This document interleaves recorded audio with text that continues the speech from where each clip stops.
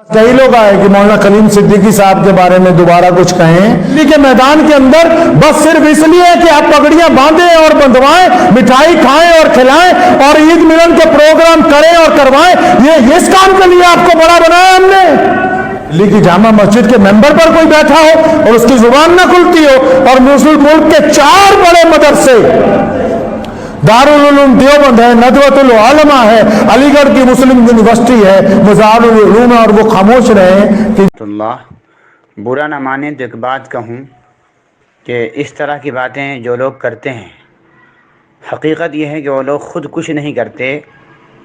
जब भी कोई मामला होता है मुल्क में मुसलमानों का या किसी और चीज़ का, तो उसमें सबसे पहले लोग जमीयत उलमा और जो उनके कायदीन हैं उन्हीं को टारगेट करते हैं।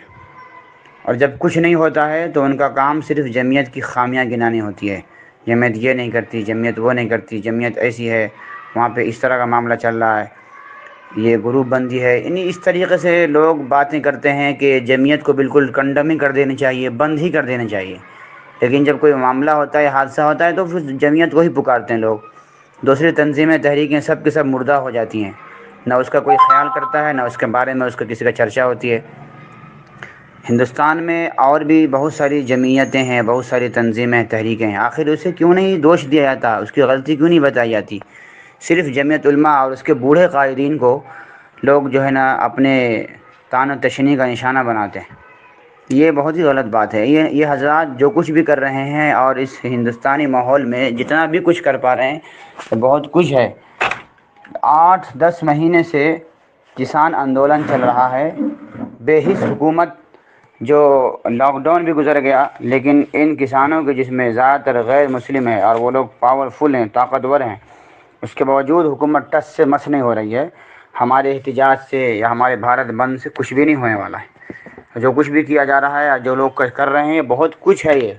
और जिन लोगों को समझ में आता है कि कुछ नहीं हो रहा, वो लोग आगे बढ़ें। सिर्फ इन्हीं की जिम्मेदारी नहीं है हर चीज़ के अंदर। उसके अलावा हम लोग इलेक्शन के मौके पर जिन पार्टियों को वोट देते हैं, जिनके साथ हम खड़े होते हैं, जिनको समझते हैं कि हमारा लीडर है, जिसके लिए हम अपना जान माल बल्कि सब कुछ को कुर्बान कर देते हैं, इन लोगों से कोई सवाल क्यों नहीं करते? इस वक्त जो पार्टियां हैं इस उत्तर प्रदेश में या जहाँ जहाँ इस तरह के जुल्म हो रहे हैं उलमा पे, जिन पार्टियों को हमने वोट दिया है, जिनको हम मुसलमान पार्टियों के मुकाबले में ज़्यादा तरजीह देते हैं, और अपने मुसलमान पार्टियों को हम लोग एजेंट कहते हैं, बीजेपी का ये पता नहीं क्या क्या बोलते हैं, उन लोगों को तो हम कंडम करते हैं। लेकिन जिन पार्टियों को हम बहुत मसीहा समझते हैं, उनसे सवाल क्यों नहीं होता? ये लोग क्यों नहीं आवाज़ उठाते इनको छुड़ाने के लिए, इनको बचाने के लिए? सिर्फ इलेक्शन के मौके पर ही उनके साथ खड़े होंगे या अपने हुकूक भी मांगेंगे उससे। तो ये जो एक बात फैलाई जाती है और इस तरीके से स्टेज पर बुज़ुर्गों के ख़िलाफ़ जो ज़बान दराज़ी की जाती है, इससे तो कुछ फ़ायदा होगा नहीं। अलबत्ता ये होगा कि हमारे उलमा का वक़ार और कम होगा, और जो इनकी मजबूती है और जो हुकूमत पर थोड़ा असर है वो भी इससे ख़त्म हो जाएगा। और पता चल जाएगा कि हुकूमत को मालूम हो जाएगा कि इनका आपस में ही इतना इख्तलाफ है।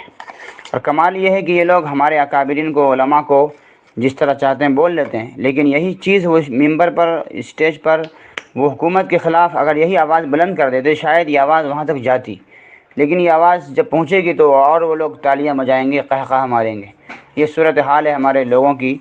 कुछ समझते नहीं हैं, और ना हिकमत ना मसलियत, बस ज़बान में जो आया बस अकाबिरीन के तान दशनी। मुसलमानों को खाली रोड पे लाने से कुछ नहीं होने वाला है।